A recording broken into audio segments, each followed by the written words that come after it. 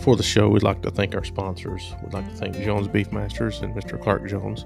Always has a great sale in June. Thank you for your support. We would like to thank the Beefmaster Educational Endowment Fund, or BEEF. Thank you for what you do for the breed and Beefmaster banner. We would like to thank the Southeastern Beefmaster Breeders Association, or SEBA, as a lot of people know it. Be on the lookout for their sale August 26th. We'd like to thank Emmons Ranch Beefmasters with multiple sales a year and production sales. Be on the lookout for their stuff. We'd like to thank C&M Ranches of Kershaw, South Carolina. Great people, great genetics. Be on the lookout for cattle and different sales throughout the year. Thank you for your support. We'd like to thank Lissy's Beefmasters for all you do, and be on the lookout. They have 3 sales a year, so be on the lookout for their genetics. We'd like to thank MLS Tubs for their support. If you need any kind of supplements or tubs, be on the lookout for them and give them a shout. Again, thank you to all of our sponsors. We really appreciate it. We couldn't do it without you. Well, welcome to Beefmaster Banner. I'm your host, Jared Strickland, and this time's a little different. Josh Morrison, he's out on vacation, so you're going to be stuck with just me this time around as far as the hosting the podcast, but we'll jump right into it. We got Mr. Kevin Renwick with us here today, and he's with Ag South Farm Credit over in South Carolina. So how you going? How's things going with you, Kevin? Jared, I appreciate you guys having me on tonight. It's going very well. Starting to get a little dry in this area, and the heat's turning up. But other than that, it's kind of hard to complain. Yeah, it's getting dry here, which we're taking the opportunity. We've been in the hayfield the last couple of days trying to get something laid down, but it is getting hot. It's still pretty muggy, and we've been fortunate. We've had rain over the last month or so, and got a pretty good hay crop. Pretty good calves are looking real good from the spring. So them cows giving plenty of milk with all that grass they got going on. But maybe I'll catch some rain here for long. Yeah, it's not been too bad, but I kind of looking at the weather pattern, and I'm usually pretty optimistic, but I think we'll starting to head into a dry spell for a little bit. Well, you take like last year, most everybody was in drought, I reckon, last year, and it's always recent on your mind. We had a pretty good dry spell in May and early June. I was thinking, oh, here we go again, but it finally turned back on. But there's a lot of folks that's still dealing with a lot of dry weather, especially in the Midwest, so maybe things will shake out for them as well. But anyway, just to get going, Kevin, just if you want to tell us a little bit about yourself, your history, and I hear that you're in the Angus cattle and Beefmaster cattle, so that'd be a good different perspective for our listeners. Yeah, so I guess dating back, went into business with my father in the cattle business about 19 years ago or so. I was in college or in the middle of college at the time. And shortly after that, we transitioned over and bought some registered Angus, and have been doing that deal for a good while now. Our operation consists of about 250 acres of pasture and maybe another 150 of hayland. Most of it's owned, but we do lease some of it. We run about 100 mother cows, calve out about 100 a year or so. And I would say of that, we try to get 30% or so AI and ET. Utilize that technology in our herd, and the rest, get to go out with the cleanup bull. But here recently, we've incorporated some Beefmaster genetics into our program. Met you and Josh out at Next Gen before, and made good friends, and we think it's a good relationship. Flushed a couple of our younger donors to some black Beefmaster bulls and have some calves on the ground, and then we actually did an IVF flush on an Angus cow that we're good friends with to the Motown bull. So got some exciting things going on, and going from there. Okay, so you're looking at trying to make the advancers out of those embryos you're working with. Yes, that's exactly right. Register those advancers, sell those bulls that are quality enough, and I think the females are going to be really good. I just don't have enough of them on the ground yet. So Yeah, yeah, I hear that. That's always a challenge, especially when you're looking at embryos. Are you doing any? Are you breeding like uh, any like just bulls straight to some Angus cattle, or are y'all using that on commercial? As far as a Beefmaster bull. well, we're using them on the registered Angus cows, so we're creating that true half blood. Okay. Right now, we haven't gotten to the next cross yet, so that'll take some time. But you are looking to do another cross on the half bloods. Yes, we're on my end. We'll probably go back Angus again and see how that works. Okay. Not totally against going Beefmaster back on that advancer, but just kind of going with it for now and seeing how those crosses work.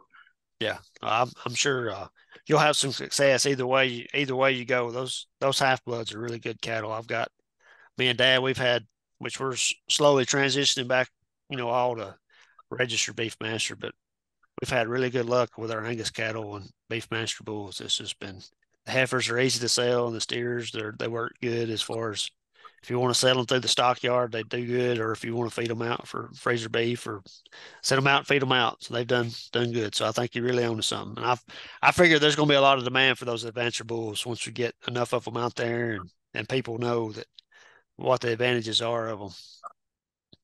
Yeah, the first one we raised, he was developed in a pen with other Angus bulls that we sell, and didn't really promote him or anything like that. And a lady come along and needed 2 bulls, and came to get Angus bulls. And I just pointed the bull out, and she picked him. So Yeah, he was easy enough to sell. that's right. Well, that's always a good thing to have.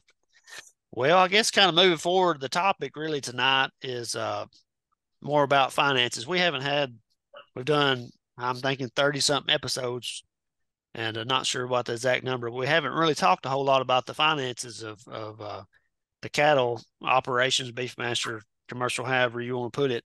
But it's really one of the most important parts. If you ain't got money or access to money, it's hard to make a business run without it. So, but I just thought I'd let you get started and kind of talk about your day job. I guess would be the thing.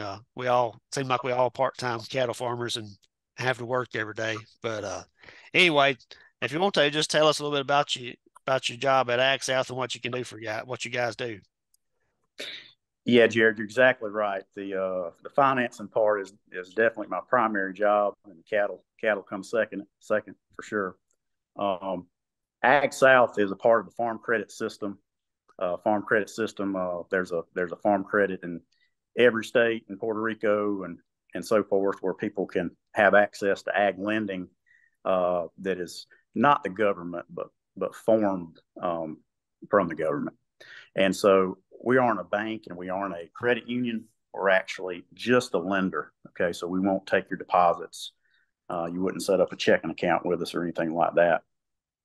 But we were set out there to make loans to farmers for operating purposes, for real estate purchases, and also for the rural community. We can do houses too. You don't have to be a farmer, but our primary customers are part-time farmers and full-time farmers. We do offer some other services beyond lending. We also do crop insurance, and we also do some other type of lending that's outside of the brick and mortar bank. We've got some lending through the dealers. So whether it's Ag Direct, where maybe you're at, or Farm Credit Express in my territory, a lot of the dealers are signed up with us. So if you don't want the financing from Kubota or Deere, you could get our financing actually through their dealership. Okay. So those are some of the things that we do. Ag South specifically covers about 1/3 of Georgia, 2/3 of South Carolina, and now over half of North Carolina. Oh wow, y'all covered a big area there. Yeah, we just merged with another farm credit and basically doubled in size back in March. So we're all learning some new things too. Oh, I hear that.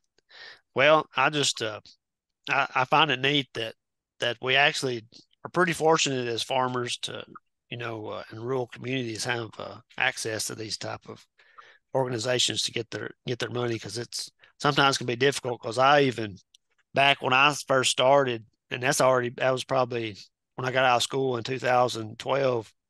I went to the bank to try to get a little money to borrow to buy some cows, and the bank was like, we don't do that anymore. Cows are not equity in our eyes. Or they were looking at, I had to, you know, they wanted me to refinance a house or something like that, to get it put in that. And I was like, I didn't want to do that. But then for me, I run into the Farm Service Agency and got some advantages the first time farmer loans and stuff like that. So those are out there too. I don't know if you want to expand on maybe some potential programs y'all have with help a first time farmer or a young farmer looking to expand, I guess. Yeah, so kind of circling back to what you mentioned, Jared, what that banker probably meant to you that day was that the collateral really wasn't good. If he just places a lien on your cows, he probably doesn't feel real comfortable about it, because if you get in trouble, you might sell those cows and they not be there when he comes to pick them up when you quit paying. Yeah. So that's probably the bigger thing when it comes to cattle lending. If you don't have a property to pledge, or are comfortable pledging that as security for a loan. The way I look at it is, folks that I know are folks that have excellent credit on their credit score. They pay their bills. Okay. So they're going to pay this. So I don't mind doing those types of scenarios. If somebody wants to buy a herd and I just take a lien, an official lien on that herd, I can feel comfortable with that. It's the ones where you don't feel comfortable and that's all you got to stand on if somebody quits paying you. So that's typically what it is. FSA does some unsecured lending on small stuff like microloans, and we've actually started doing some of that too. But the policy, does tie back to, high credit individuals is what it does. When we have some that are marginal, whether it be just a young person with limited credit, not bad credit, just limited credit, we've got to look at things to get a little bit more creative on what we might can take, whether that's some equipment that's owned or something else. So as far as new people getting in the business, there are some programs per se on smaller loans that could help a young person get in at a small level. When you start talking about bigger projects or a young person wanting to borrow, just say I'm flat out farming, I want to borrow 2 or 3 million. That's when it gets kind of tough to connect the dots on that and try to make that happen. But on a smaller scale, there's lots of programs out there. Okay, cool. And this is something we kind of moving on. I was talking with you a little bit about when we first got on was I'm looking at with my loan. I've been getting all my loans through Farm Service Agency, but I'm looking at they have an operating loan, but it was more like a trying to think. It's like a 12-month loan pretty much, and it's not a revolving type of account or whatever. So I've been talking with my farm credit guy here in my local area about getting an operating loan that's a revolving loan. So could you kind of explain how an operating loan could be beneficial to guys that may have never had one or looking to expand in a way that this may be beneficial to them? Yeah. So if I'm trying to simplify your question and help the audience out on operating loans and how they work exactly, your FSA guy and the way your loan is structured, is really similar to what we would do too. You get a loan for 12 months. We want to tailor it to your cash flow. We don't want to set it up maturing on a month, before you sold the cattle or something like that. So we want to match it to when you would sell the majority of your product, whether that's, a calf crop or any kind of commodity crop or whatever. So we want to tailor it to your needs. FSA is a little bit limited. They're going to have to ask for all that information every year as far as your taxes and profit and loss statement, things like that. For some of the smaller operating loans now, 50 to 100K, if you're already an existing customer with us, and you got good credit, it's pretty much a put it in the system and renew it every year. Come in and sign the papers moment. You start getting into the bigger bigger deals, or row crop farmers might need $1 million, $2 million for for operating. They're going to have to provide the documentation when we're starting to talk about that scale. But for what you're wanting to do, and we've got several programs out there that should be pretty painless for getting approved and then renewing it every 12 months. There is we do a 3-year line of credit for excellent customers, so you might get to the point where they'll let you do that. But other than that, the whole idea of it is that you draw the money out, and then you have this one part of your year where you sell the most of your product, and then you pay it off, and then you turn around and do it all over again. So that's kind of how it works. Yeah, and that's kind of what that was my downfall with the FSA operating deal, was kind of like you explained, which once that 12 months is up, you pretty much you pay, but it's like when let's say you want to do that same amount for the next year, you just start all over again. It's like taking out a brand new loan and all that. And I like the idea how y'all, once you kind of on a small scale, like you're saying, 50K or so, you can, when you get paid back up, you're pretty much right back in there ready to go again. That's right. So I can see the advantage of that. So, and what happens, Jared, on the operating lines that don't get paid off is we're trying to prevent you from snowballing from year to year. If you borrow 50 and you pay it down to 10, that's all you can do. We're not going to tell you we're not going to make you another loan the next year, but if you do the same thing next year, now you owe 20 that you couldn't pay for with your farming plan or whatever you were doing. And if you keep doing that every year, you get yourself into debt that you, with what your operation doing, you can't get out of. So It's really, we want to loan you the money and we want to earn the interest off of it, but we're kind of trying to protect you as well. Yeah. And that's good to have somebody on your side, because a couple bad years or maybe a mismanagement could get you in a way to where you may not necessarily lose the farm, but make it a lot harder to keep going. That's right. Mm-hmm. Well, speaking of interest rates, here's one question before we kind of get close to wrapping up. But how do you see like these higher interest rates, the land and input costs being so high? How do you see that affecting cattle ranching going forward, and maybe some of your loan programs as well? Yeah. So, currently we're in what we would consider a high rate environment. I'm 40 years old. I haven't experienced in my time rates, a little bit higher than what they are now. I obviously work with people that have. People talk about having 13% on their home loan. Back at one time, that's something that we can't even really fathom right now. But yeah, it's very high, and it's been high. It's been high for a couple of years now. And with what we're seeing, as much as we want it to go down tomorrow, that's not what they're forecasting. This is going to be a little bit longer drawn out thing than we're used to. Okay. What we were used to was it being low for a very, very long time. Mm-hmm. So it's a lot different for us to get accustomed to. As far as land prices, land prices are just, they've maybe backed off a percentage from where they were when everybody was moving for COVID and getting out of the cities and so forth. And we were just, covered up people buying land.